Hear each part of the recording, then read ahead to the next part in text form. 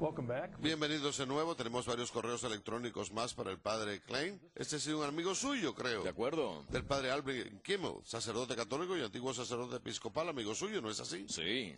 Y dice, saludos, padre Klein. ¿Cómo ha cambiado su interpretación de la justificación por la fe desde que se convirtió al catolicismo? Gracias, padre Kimmel. Cambió mucho tiempo antes de convertirme en católico. Creo que el mayor cambio es que cuando los luteranos tratan de sistematizar a Lutero, tratan de hacer que la doctrina de la justificación por la fe sea la única cuestión de control de cualquier debate teológico. Pero eso no hace sino limitar y socavar gran parte del contenido de las Escrituras. La verdad es que se podría abordar la interpretación de la fe cristiana desde el punto de vista de la doctrina de la Trinidad o de la persona de Jesucristo también. Así que no se trata de abandonar la idea de que la fe es fundamental para nuestra salvación, sino de abandonar la noción de que ese debate en particular sobre el papel de la fe, debate entablado en la Alemania del Este a principios del siglo XVI, sea el principio y fin de la teología cristiana. Por cierto, me gustaría decir que mucho antes de que me volviera católico, al leer las cartas de San Pablo, pensé que la doctrina de la justificación quizá no era tan importante para San Pablo como decíamos que era. Estaba preparando un estudio sobre la carta a los romanos y al leerla pensé, estos son pasajes que tratan en primer lugar sobre la unidad de la Iglesia, sobre mantener unidos a los judíos y gentiles en esa comunidad, y la justificación por la fe, tal y como aparece en la carta a los romanos, sirve como un mayor propósito para la unidad de la Iglesia. No es tanto un problema de control. Yo recuerdo que al convertirse esta cuestión en algo tan esencial para Lutero, uno tiende a interpretar la carta a los romanos a su manera para adaptarla a sus ideas, ¿no le parece?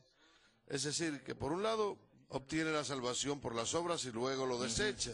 Y luego está la absoluta imposición externa de la gracia de Dios, porque con independencia de lo que haga. Pero además hay varios peligros con llevar esta cuestión demasiado lejos. Uno de ellos es la subjetividad. Aunque Lutero comprendía que la fe no era algo totalmente subjetivo personal,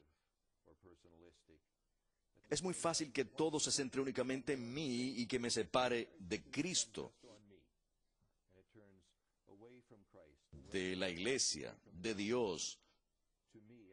Y se corre el peligro de eliminar todos los cimientos cristianos y de crear una psicología y espiritualidad de nada. El otro peligro es el antisemitismo. Si la ley es mala y las obras son malas, pueden derivarse muchas cosas malas de ahí. Bien, vamos a leer otro correo electrónico. Este viene de Dan, padre Klein y Marcos. Crecí como católico y me gustaría que me ayudara en mi lucha. Y lo escribe entre comillas, por comprender la presencia real del cuerpo, sangre, alma y divinidad de Jesucristo en la Eucaristía consagrada. ¿Podría orientarme hablándome de su proceso de aceptación de la presencia real en la Eucaristía? Bueno, como estamos hablando de alguien que era un luterano, en este caso voy a hablar de Lutero en primer lugar. Ese es el modo más sencillo de hacerlo. Así que ahí tenemos a Lutero escribiendo en estado de conmoción cuando se debatía acerca de la última cena, cuando Jesús dijo, este es mi cuerpo. Creo que debemos comenzar con la promesa del propio Jesucristo. No empiece por preocuparse por saber si, cómo, de qué modo, por qué motivo está Jesús presente en el sacramento. Comience con su promesa, con su garantía, y luego pase a la noción de su necesidad de que esté presente, sobre lo que usted necesita de lo que promete. Él llega a usted a través de su cuerpo y sangre. Una de las cosas que me sorprendió, viniendo de su misma tradición y tratar de abordar este sacramento que yo había enseñado durante mucho tiempo como un símbolo cuando era profesor, fue por un lado la llamada de Jesús para permanecer en él, en el capítulo 15 del Evangelio de San Juan, y luego el único lugar donde nos enseña a permanecer en él es en el capítulo 6 de San Juan, cuando dice, el que come mi carne y bebe mi sangre, en mí permanece y yo en él. Ahí está la necesidad del sacramento para que podamos permanecer en él a través de su presencia. También un poco antes en el capítulo 2 del Evangelio de Juan, cuando dice, y el verbo fue hecho carne y habitó entre nosotros. Eso es. Gracias, Padre. Muy rápidamente, un correo electrónico de Robert en Minneapolis. ¿Cómo responde la mayor parte del clero luterano y todos los demás protestantes a la cuestión católica de la sucesión apostólica y la implicación de la validez de los sacramentos de la Eucaristía y la confesión y demás cuestiones sacramentales? La sucesión apostólica desde el punto de vista luterano. La mayoría de los luteranos rechazan simplemente dicha necesidad. ¿Sabe si el propio Lutero la rechazó? No de un modo tan agresivo como sus seguidores, creo que sería justo afirmar. Y creo que muchas denominaciones protestantes y luteranas también entrarían en esta categoría. La autoridad viene de la propia palabra, aunque no se identifique claramente qué es la palabra, y flota y permanece. Así que la cuestión de la autenticidad y autorización han sido en gran medida silenciados en esas comunidades. Así que cuando Lutero ordenó a sus primeros pastores, no recuerdo si los llamó pastores o sacerdotes, eso en sí fue una medida radical. No estoy seguro de si Lutero llegó a ordenar a otros. Puede que otras personas lo sepan, pero yo nunca llegué a tenerlo claro. Pero lo que sí es cierto es que los luteranos mantuvieron una cierta sucesión sacerdotal y las ordenaciones siempre las ha realizado el clero. Aunque en la década de los 70 y 80 se puso de moda que toda la congregación impusiera sus manos. Así que existía la noción entre algunos luteranos que el oficio del ministerio era transferido de la congregación mediante votación o gesto al pastor. Eso es democracia. La interpretación democrática de la teología está muy extendida entre muchas de las principales denominaciones protestantes.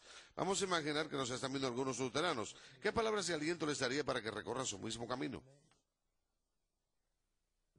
He pensado en ello todo el día.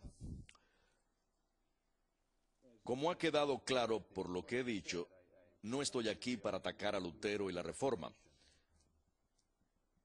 Pero creo que su intención, que cualquier luterano reflexivo conoce, fue la de reformar la Iglesia.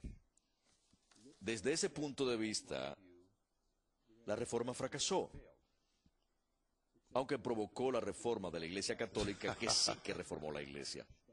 Pero en lo que se refiere a sus esfuerzos por reformar la Iglesia Universal, la Reforma luterana no tuvo éxito. Mi pregunta es, ¿debemos continuar con esta división? Y les diría a mis amigos que quizá ya no exista motivos para ello. Así que regresen a casa. Por favor, examinen la plenitud de la Iglesia. Padre, solo nos quedan unos momentos. ¿Podría darnos su bendición? Por supuesto. Señor, envía tu Espíritu Santo sobre todo tu pueblo, sobre quienes te escuchan, sobre quienes están abiertos al aprendizaje, a la bondad de tu gracia y gloria y al amor de tu Hijo. Que el Dios Todopoderoso les bendiga en nombre del Padre, del Hijo y del Espíritu Santo. Amén. Muchas gracias, Padre Klein, por haber acudido y por su labor pastoral en Wilmington, Delaware, ¿cierto? Sí. Gracias por haber estado con nosotros. Esperamos que les haya servido de aliento, sobre todo para rezar por nuestros hermanos fuera de la iglesia. Ayúdenles a vivir la plenitud de su fe, pero atráiganlos a la plenitud de la fe en la Iglesia Católica. Que Dios les bendiga y nos vemos la semana que viene.